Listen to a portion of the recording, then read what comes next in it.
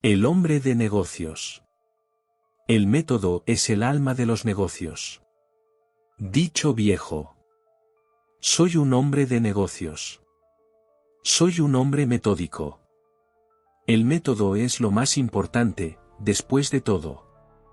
Pero no hay gente a la que desprecie más sinceramente que a esos tontos excéntricos que parlotean sobre el método sin entenderlo, que se atienen estrictamente a su letra y violan su espíritu. Estos tipos siempre están haciendo las cosas más descabelladas de una manera que ellos llaman ordenada. Ahora bien, aquí, creo, hay una paradoja positiva. El verdadero método pertenece solo a lo ordinario y lo obvio, y no puede aplicarse a lo extravagante. ¿Qué idea definida puede atribuirse a expresiones como metódico Jack el Destripador o sistemático fuego fatuo? Mis nociones sobre este tema podrían no haber sido tan claras como lo son, de no ser por un afortunado accidente que me ocurrió cuando era muy pequeño. Una anciana y bondadosa enfermera irlandesa, a quien no olvidaré en mi testamento, me cogió un día por los talones, cuando estaba haciendo más ruido del necesario, y me balanceó 2 veces o me golpeó la cabeza contra el poste de la cama.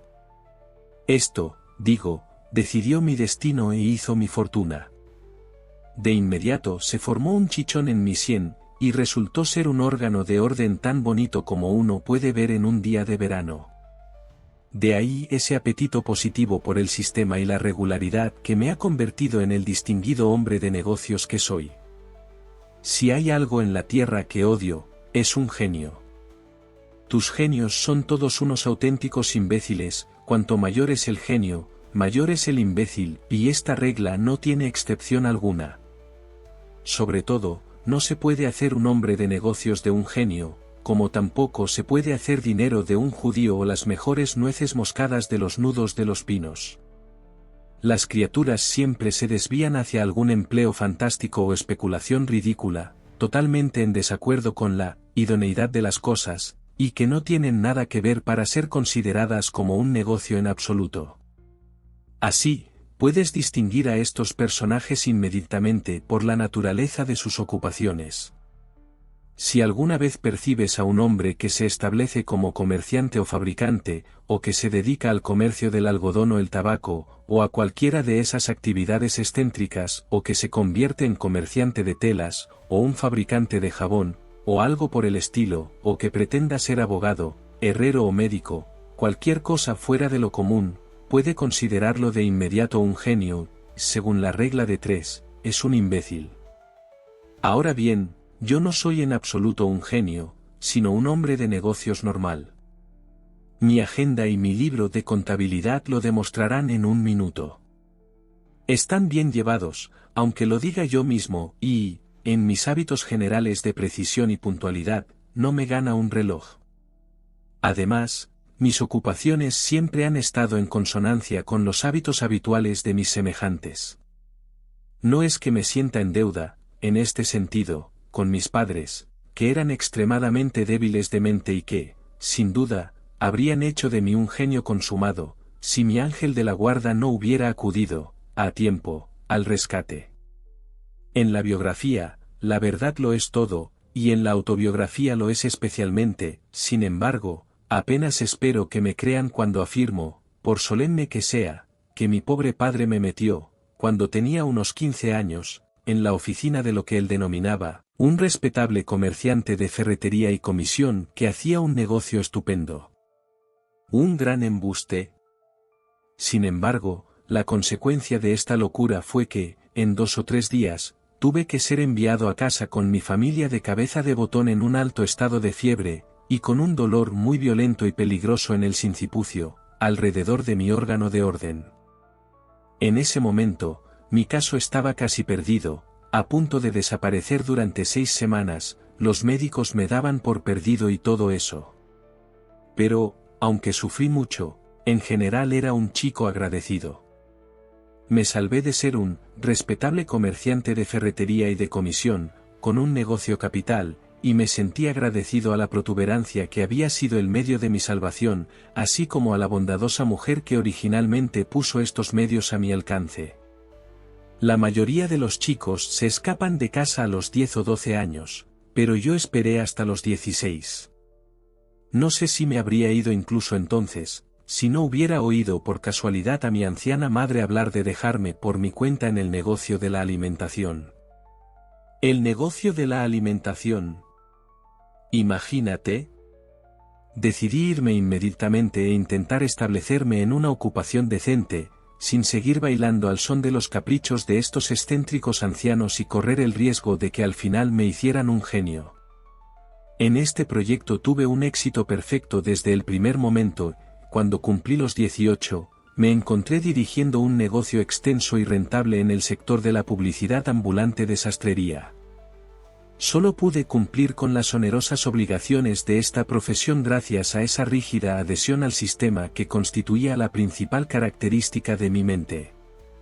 Un método escrupuloso caracterizaba mis acciones y mis cuentas. En mi caso, fue el método, no el dinero, lo que me hizo ser quien soy, al menos todo lo que no fue hecho por el sastre al que serví.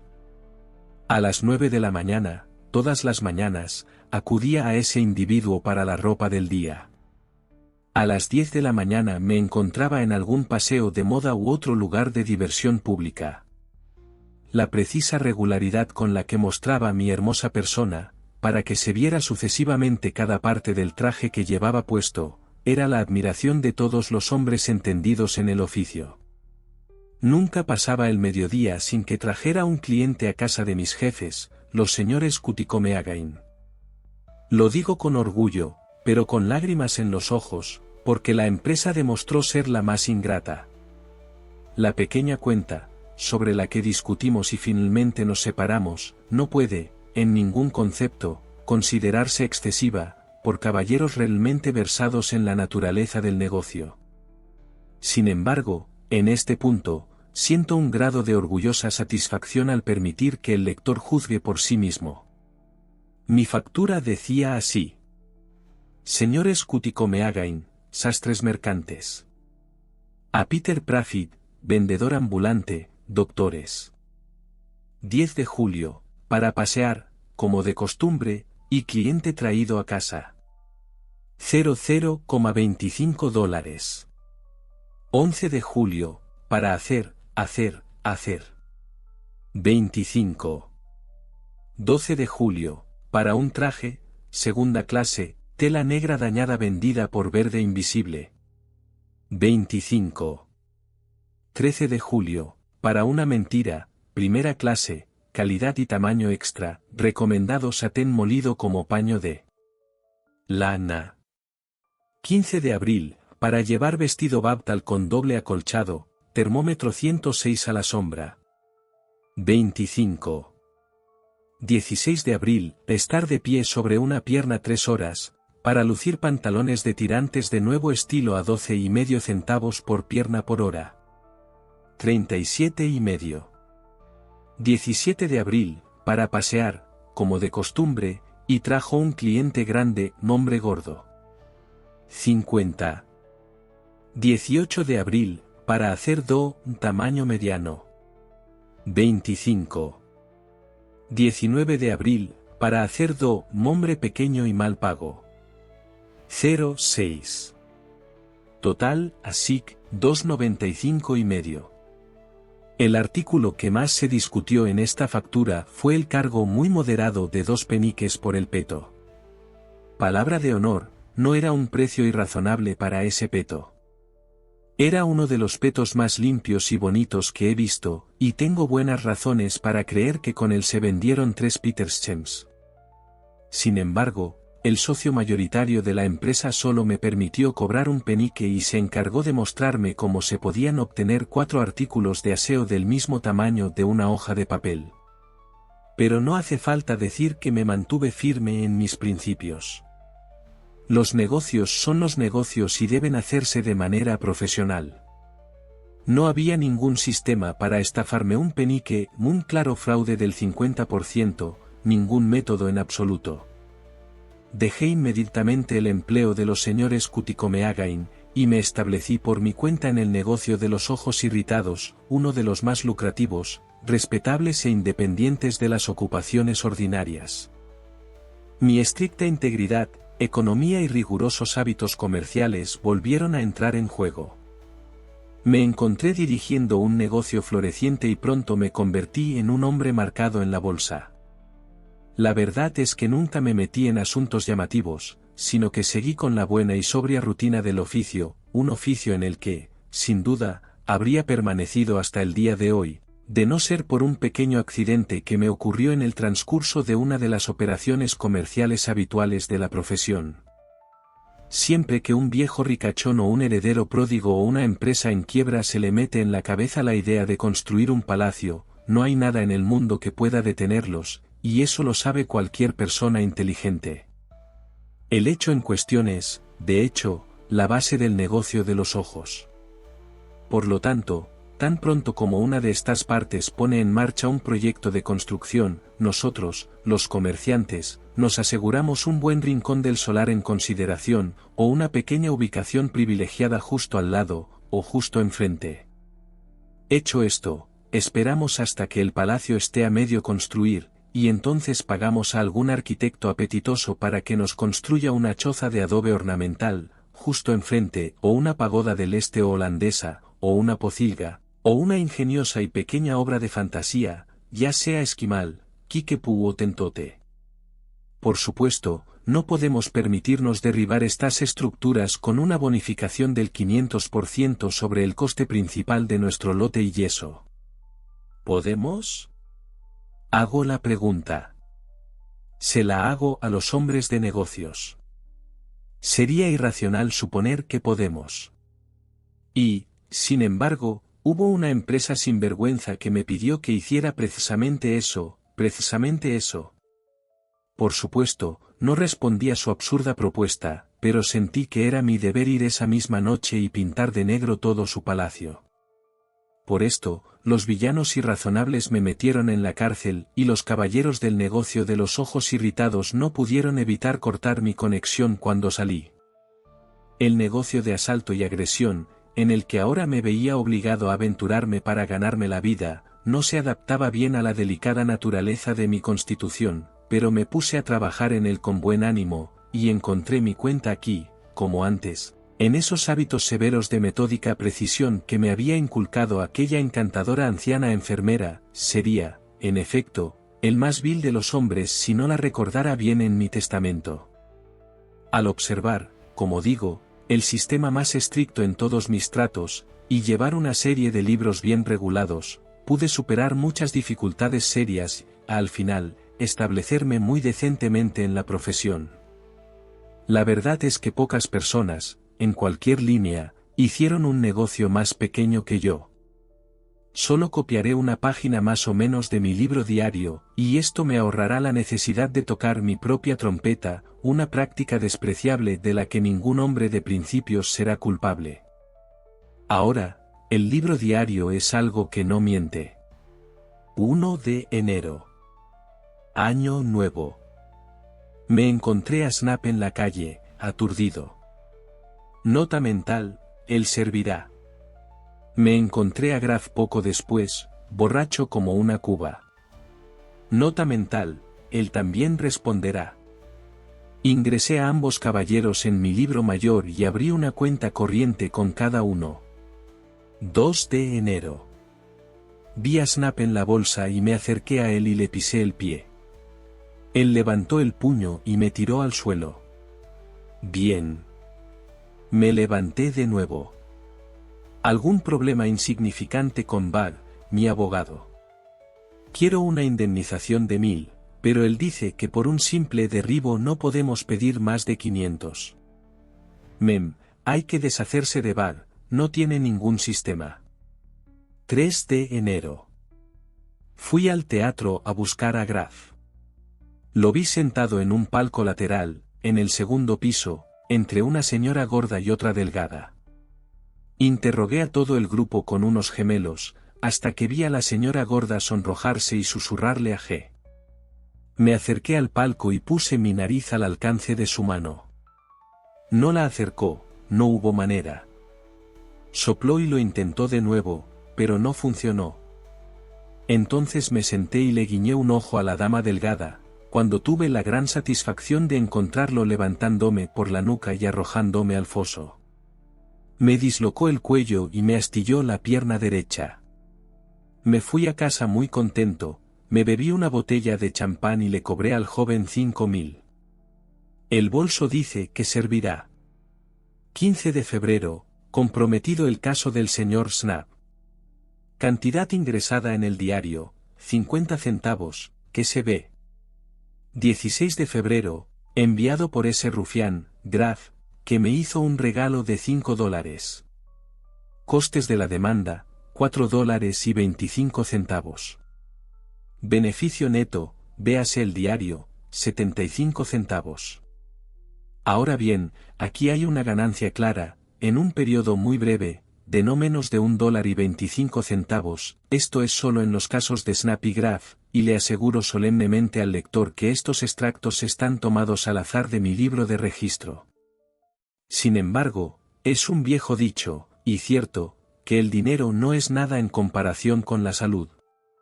Las exigencias de la profesión me parecieron excesivas para mi delicado estado de salud, y, al descubrir, por fin, que estaba hecho polvo, no supe muy bien qué hacer al respecto, y mis amigos, cuando me encontraban por la calle, no podían decir que yo fuera Peter Prafford. Se me ocurrió que lo mejor que podía hacer era cambiar de profesión. Por lo tanto, centré mi atención en el barro y lo continué durante algunos años.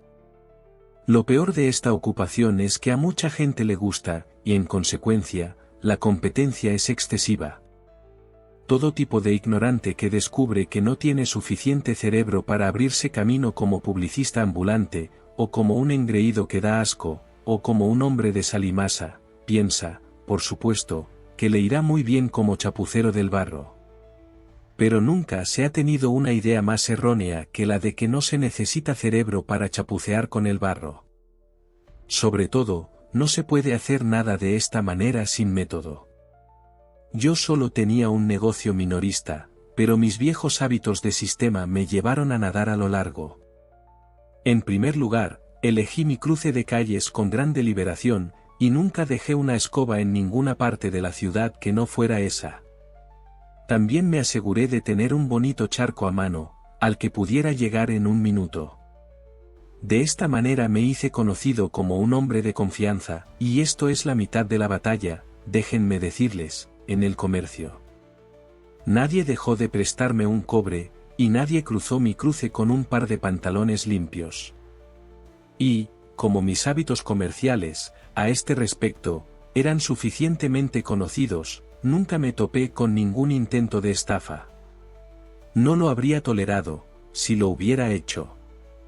Nunca me impongo a nadie, no permito que nadie se haga el tonto conmigo. Los fraudes de los bancos, por supuesto, no pude evitarlos. Su suspensión me causó inconvenientes ruinosos. Sin embargo, estos no son individuos, sino corporaciones, y las corporaciones, como es bien sabido, no tienen cuerpos a los que patear ni almas a las que condenar.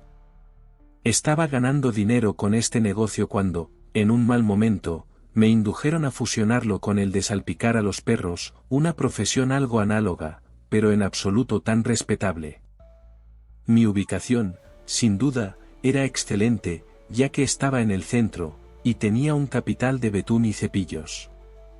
Mi perrito, además, estaba bastante gordo y estaba a la altura de todas las variedades de tabaco. Llevaba mucho tiempo en el oficio, debo decir, lo entendía. Nuestra rutina general era la siguiente: Pampi, después de revolcarse bien en el barro, se sentaba en la puerta de la tienda hasta que veía acercarse a un dandy con botas brillantes. Entonces salía a su encuentro y frotaba una o dos veces las botas con su lana. Entonces el dandy maldecía mucho y buscaba un limpiabotas. Allí estaba yo, a la vista de todos, con betún y cepillos. Solo me llevó un minuto y luego me dieron 6 peniques. Esto me fue bastante bien durante un tiempo, de hecho, yo no era avaricioso, pero mi perro sí. Le dejé un tercio de las ganancias, pero le aconsejé que insistiera en la mitad. Esto no lo pude soportar, así que nos peleamos y nos separamos. Después probé suerte con el organillo durante un tiempo, y puedo decir que me fue bastante bien. Es un negocio sencillo y directo, y no requiere habilidades especiales. Puedes conseguir un organillo por una miseria, y para ponerlo en funcionamiento, solo tienes que abrirlo y darle 3 o 4 golpes rápidos con un martillo. En términos comerciales, mejora el tono de la cosa más de lo que te imaginas. Hecho esto, solo tienes que pasear, con el molino a cuestas, hasta que veas corteza de roble en la calle y una aldaba envuelta en piel de ante. Entonces te detienes y mueles, con aspecto de querer seguir moliendo hasta el día del juicio final. Enseguida se abre una ventana y alguien te lanza una moneda de 6 peniques, con la petición de, calla y sigue, etc. Soy consciente de que algunos molinillos se han permitido, seguir, por esta suma, pero, por mi parte, el desembolso de capital necesario me pareció demasiado grande para permitirme, seguir, con un chelín. Con esta ocupación gané bastante, pero, de alguna manera, no estaba del todo satisfecho, así que finalmente la abandoné. La verdad es que trabajaba con la desventaja de no tener mono, y las calles estadounidenses están tan embarradas, y la chusma demócrata es tan molesta y está tan llena de malditos niños traviesos. Estuve sin empleo durante algunos meses, pero al final, a fuerza de mucho interés, conseguí un puesto en el Champost. Las tareas aquí son sencillas y no del todo inútiles. Por ejemplo, muy temprano por la mañana tenía que preparar mi paquete de cartas falsas. En el interior de cada una de ellas tenía que garabatear unas líneas sobre cualquier tema que se me ocurriera lo suficientemente misterioso, firmando todas las epístolas como Tom Dobson, Bobby Tompkins o algo por el estilo. Después de doblar y sellar todas las cartas, y estamparles postales falsas, Nueva Orleans, Bengala, Baton Rouge o cualquier otro lugar muy lejano, emprendí inmediatamente mi ruta diaria, como si tuviera mucha prisa. Siempre llamaba a las casas grandes para entregar las cartas y recibir el franqueo. Nadie duda en pagar por una carta, especialmente por una doble, la gente es tan tonta, y no me costaba nada dar la vuelta a una esquina antes de que hubiera tiempo de abrir las epístolas. Lo peor de esta profesión era que tenía que caminar mucho y deprisa, y variar con frecuencia mi ruta. Además, tenía serios escrúpulos de conciencia. No soporto oír que se abuse de personas inocentes, y la forma en que toda la ciudad se dedicó a maldecir a Tom Dobson y Bobby Tompkins fue realmente horrible de escuchar. Me lavé las manos del asunto con disgusto. Mi octava y última especulación ha sido en el negocio de la cría de gatos. He descubierto que es un negocio muy agradable y lucrativo, realmente, no supone ningún problema. Es bien sabido que el país se ha infestado de gatos, tanto que últimamente se presentó ante la legislatura en su última sesión memorable una petición de ayuda firmada por un número muy respetable de personas. La Asamblea, en esta época, estaba inusualmente bien informada, y tras haber aprobado muchas otras leyes sabias y saludables, coronó todo con la ley del gato. En su forma original, esta ley ofrecía una prima por cabezas de gato, 4 peniques cada una, pero el Senado logró enmendar la cláusula principal, sustituyendo la palabra cabezas por colas. Esta enmienda era tan obviamente apropiada, que la Cámara la aprobó por unanimidad. Tan pronto como el gobernador firmó el proyecto de ley, invertí todos mis bienes en la compra de gatos y gatos atigrados. Al principio solo podía permitirme alimentarlos con ratones, que son baratos, pero cumplían el mandato bíblico a un ritmo tan maravilloso que al final consideré que mi mejor política era ser generoso, y así los complací con ostras y tortugas. Sus colas, a un precio legislativo, ahora me reportan buenos ingresos, porque he descubierto una forma, en la que, por medio del aceite de Mecáser, puedo forzar 3 cosechas en un año. Me encanta descubrir, también, que los animales pronto se acostumbran a la cosa, y prefieren que les corten los apéndices que lo contrario. Me considero, por lo tanto, un hombre hecho y derecho, y estoy negociando una casa de campo en el Hudson.